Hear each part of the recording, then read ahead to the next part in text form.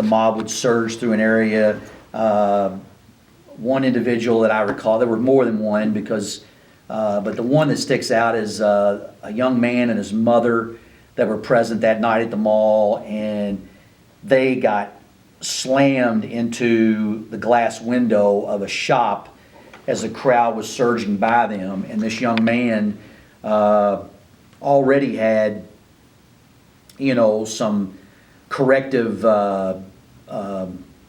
orthodontics in his mouth, but unfortunately when he got slammed into the wall, that destroyed whatever his dentist or orthodontist had done for him, and he was obviously going to have some surgery to have that repaired. So, and there were other people knocked down. Of course, a lot of those folks didn't come forward and report. They later would say, hey, or we would hear about as the days went on after that, hey, I was knocked down on the ground, I got my knee scuffed. A lot of folks are pretty tough folks. They don't look at a scratch to the face or scrape to the elbow or a busted knee because, they took a little road rash on the pavement because they were run over by a running crowd. But at the same time, these things still happened, and they're not good. People were being injured, property was being stolen, property was being damaged.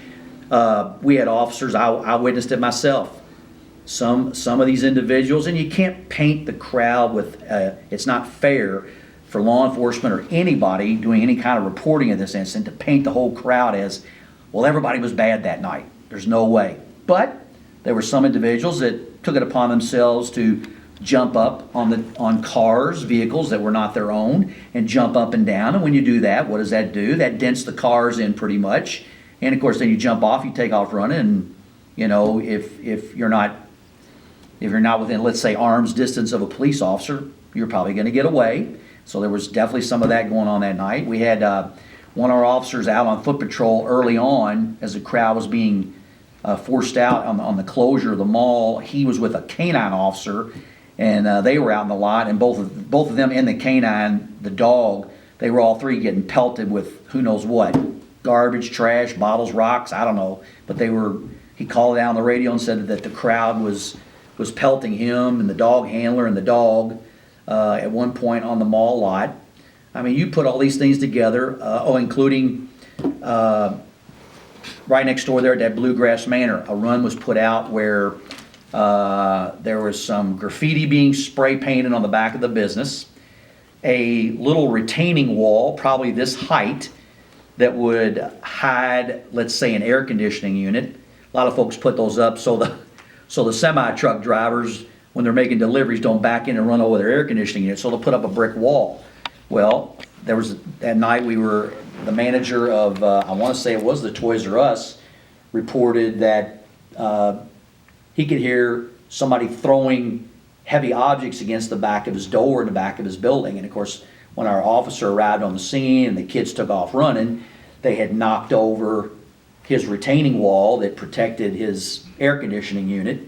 And of course, they were breaking off the bricks and bashing the back of the store with the bricks. So you take the big snapshot of the whole evening and put it together.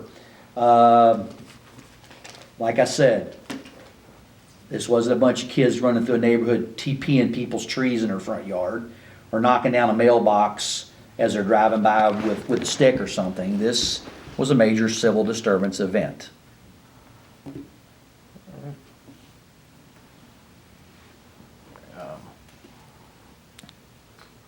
Do you believe this was completely random, or was it premeditated in any way? Like, did anyone have an intention of starting this chaos, or was it just like completely random?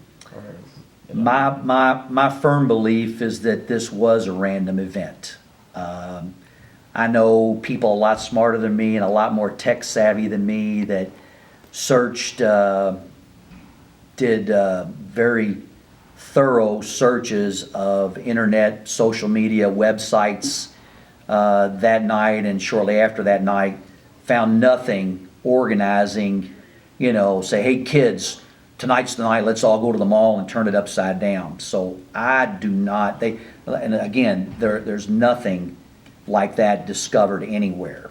I do, in my heart of heart, believe that this was a random event.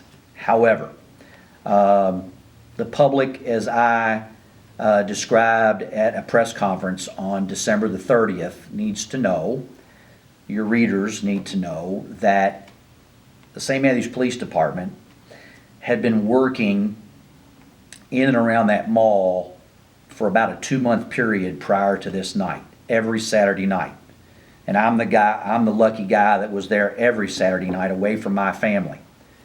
And while there were a couple nights when absolutely nothing happened, we had at least 3 nights that were what I call smaller versions of what happened on December 26th. The same kind of out of control behavior, fighting in the mall, knocking over tables and chairs, just very poor conduct, very poor choices by some young folks that were there in previous weeks. And I tell you this from the law enforcement perspective, from the officers of the St. Matthews Police Department that had been there for Saturday after Saturday before December 26th. To us, this was predicted.